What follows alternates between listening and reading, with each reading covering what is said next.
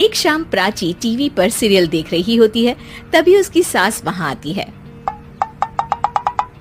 अरे सीरियल में तो ऐसे मग्न है जैसे आज रात का खाना पड़ोसी आकर बनाएंगे। मुझे पता ही नहीं था आपने अपने बेटे की शादी पड़ोस में भी की हुई है। हैं? मतलब? मतलब इस घर में सारा काम बहू ही करती है, आप तो सिर्फ खर्राटे मारती हैं। अच्छा जी, फिलहाल तो तुम आराम फरमा रही हो, चलो जाओ, ये मेरे टीवी देखने का समय है। आहा, इसीलिए मुझे भगाया जा रहा है। सॉरी, अब तो बिल्कुल नहीं जाऊंगी। प्राची की इस बात पर दोनों सास बहू के बीच टीवी रिमोट के पीछे बच्चों जैसे छीना झपटी शुरू हो जाती है, जिसके बीच श्लोक भी काम से घर वापस आ जाता है। हाँ, आज मेरी चूहे बिल्ली की जोड़ी किस बात पर झगड़ रही है? अरे तेरे बीवी मुझे टीवी ही नहीं देखने दे रही। अरे तुम्हारी मम्मी मुझे खाना बनाने के लिए फोर्स कर रही है। अरे वाह, ऐसे बेतुके रीजन पर तो बच्चे भी झगड़ा नहीं करते। अरे मुझे कुछ मत बोल, सब इसने ही शुरू किया है। हाँ हाँ, जैसे आप तो बहुत दूध की धूली है ना। अरे बस, दोनों चुप। प्राची जाओ, खाने की तैयारी करो। और माँ तुम छोड़ो, तुम्हें क्या बोलूं, शांति से अपना सीरियल देखो, मुझे दोबारा लड़ने की आवाज सुनाई नहीं देनी चाहिए। ऐसा बोलकर श्लोक वहाँ से चला जाता है, जिसके पीछे पीछे प्राची भी कुछ न कुछ बड़बड़ाते हुए रसोई में चली जाती है। हाँ हाँ, सासू जी को तो कुछ बोलेंगे ही नहीं, बस मुझ पर ही हुक्म चलता है, खाना बनाओ, जैसे मैं इनके घर में खाना बनाने के लिए आई हूँ। इसी तरह शाम बीतती है और रात को श्लोक और प्राची की सास खाना खाकर सोने चले जाते हैं, लेकिन प्राची गुस्से में कुछ खाए बिना काम में ही लगी रहती है।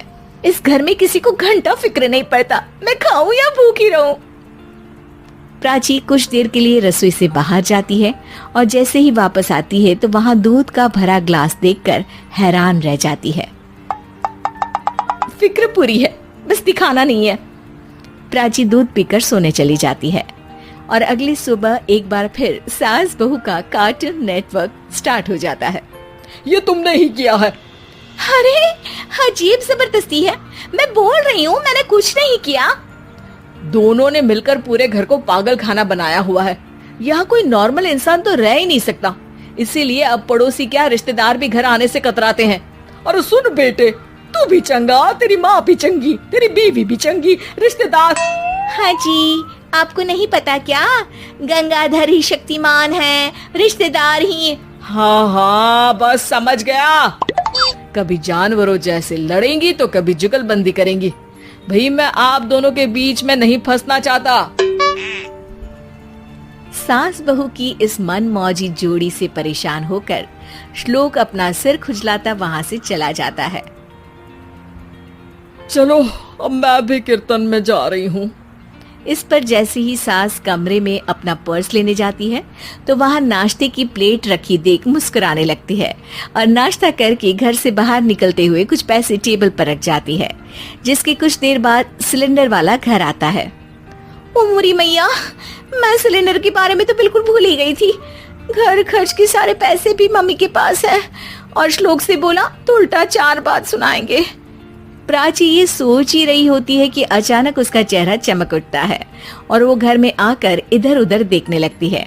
तभी उसकी नजर टेबल पर रखे पैसों पर पड़ती है, जिन्हें वो सिलेंडर वाले को दे देती है। ये सब श्लोक देख लेता है।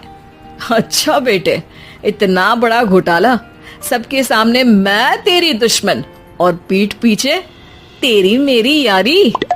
इस पर श्लोक एक प्लान बनाता है और शाम को सब एक साथ बैठे होने पर बोलने लगता है।